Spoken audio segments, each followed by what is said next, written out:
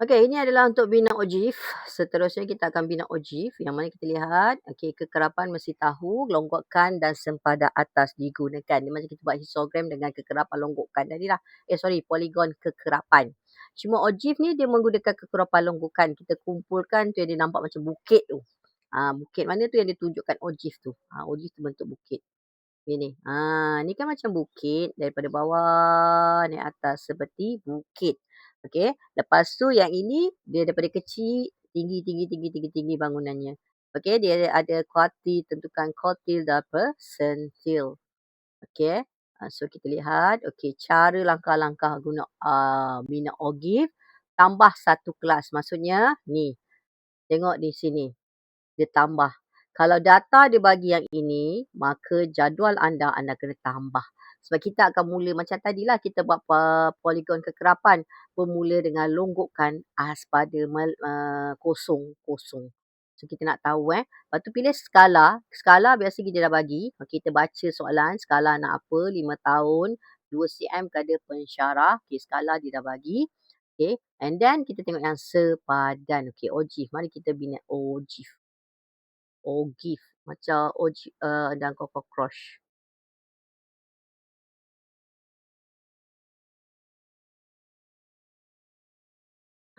Okey. So boleh nampak Jadi sekarang ni macam biasalah kita lihat. Okey. So kekerapan longgokan ini kita tambah. So kita dapat 12. Betul Jadi yang ini kita ke sini. Kita tambahkan kita dapat 40. Okey, 40 tambah sini. So kita dapat 56. 56 tambah bawah. So kita dapat 60 something 70 60 apa 65. Okey, 70 60 something. Okey, dah last kan 70. 70 mana yang kita refer ni?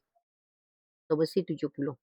So sempadan atas, saya dah kata sempadan atas tambah 0.5 bagi had atas. Jadi had atas kita siapa? Inilah had atas. Ini semua had atas. Had atas, had atas, had atas. Jadi kita tambahkan bermasuk ada 10.5, 15.5, 20.5, 25.5 dan akhir sekali 30.5. So, mari kita bina graf, bina OJIF-nya. Okey, dia nak suruh awak bina OJIF-nya. Kita bina sama-sama.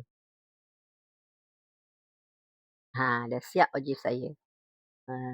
Saya tadi awal-awal memang saya ajak awak buat sama-sama. Tapi kali ni saya just copy paste saja skema jawapan. Okey, as long awak tahulah. So, mesti ada. Okey, kita lihat apa yang perlu ada dalam OJIF tadi. Kita dah bina. Okey, kita tengok markah kita bagaimana. Okey, kalau kita tengok pemarkahan. Okey, saya ajar pemarkahan. Sebab soalan OJIF ni takut keluar tahun ni. Tahun lepas ada ke? Tak ingatlah. Nanti kita akan tengok sama-sama. Kenapa saya punya ni tak keluar ke Okey, sekejap Okey, kalau dari segi pemarkahan, kalau dia bagi ruangan kosong, maksudnya mesti semua betul yang ini. 3 ni. Ini satu markah. Kita bagi N1. Okey. Yang ini pun satu markah. Semua mesti betul. So, kita dah ada 2 markah di sini. N1. Okey, untuk ini sebab dia dah bagi arahan tadi. Arahan dia mesti paksi awak betul ni. Paksi betul, label betul, label right. Okey. Lepas tu pastikan kosong tu tak kat tengah-tengah Kosong tu dekat sini betul. So itu satu markah. Okey, ada label. Ada kekerapan longgokan. So itu adalah K yang pertama kamu dapat. Okey, markah pertama. Okay, untuk yang kedua awak plot. 1, 2, 3, 4, 5, 6. Plot betul. Plot betul. Okey, titik betul. Oh yo, ini pakai warna apa ni? Titik betul. Titik semua betul. Okey, titik betul. Kita ada K yang kedua. Saya pun tak tahulah. Tiba-tiba dia tak nak kawan pula. Okey, last sekali bentuk OJIF awak ni. Bentuk OJIF adalah N1. Okey.